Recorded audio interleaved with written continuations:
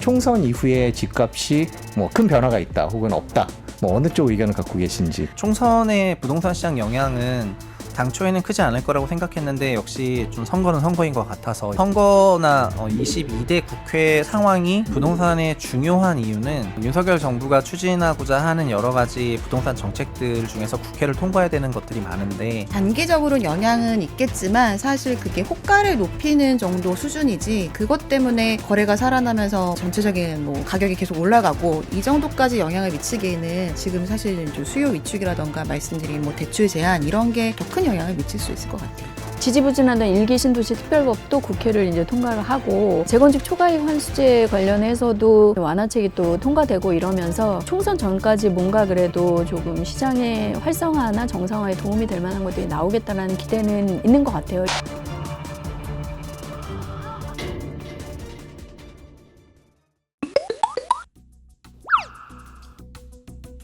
한 달 앞으로 다가온 총선이 집값의 분수령이 될 것 아니다, 이런 논란이 있는데요. 정부에서 나오는 부동산 정책들은 전형적인 선거를 위한 그런 정책들을 릴레이로 내보내고 있다, 그렇게 생각을 하고 있습니다.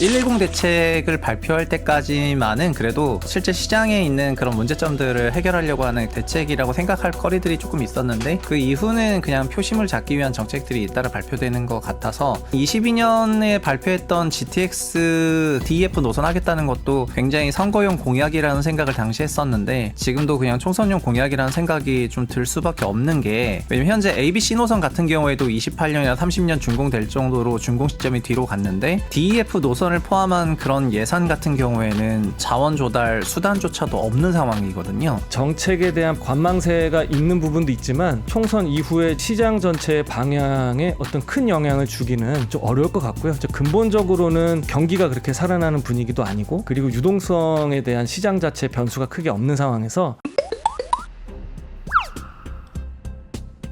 총선 결과에 따라서 이슈가 되는 곳들은 좀 있을 것 같아요. 특히나 이제 수도권 중심으로 해서 일기 신도시 특별법도 그렇고, 김포시에 대한 그 서울시 편입 여부를 두고 여러 의견이 좀 분분하는데요. 총선 결과에 따라서 이게 좀 탄력을 받을 수도 있고, 김포시뿐만이 아니라 서울과 그 시계를 접해 있는 이제 경기도의 위례 신도시나 뭐 하남, 뭐 구리, 광명 이런 곳들, 고양시도 마찬가지고, 그럼 거기에 대해서 논의가 계속 나올 수도 있고요. 지역적으로는 당연히 단기적인 영향이 있을 수밖에 없다라고 생각되고요. 특히나 수도권에서는 지금 3기 신도시 그리고 그거에 따른 GTX는 늘 굉장히 큰 반향을 얻고 있거든요.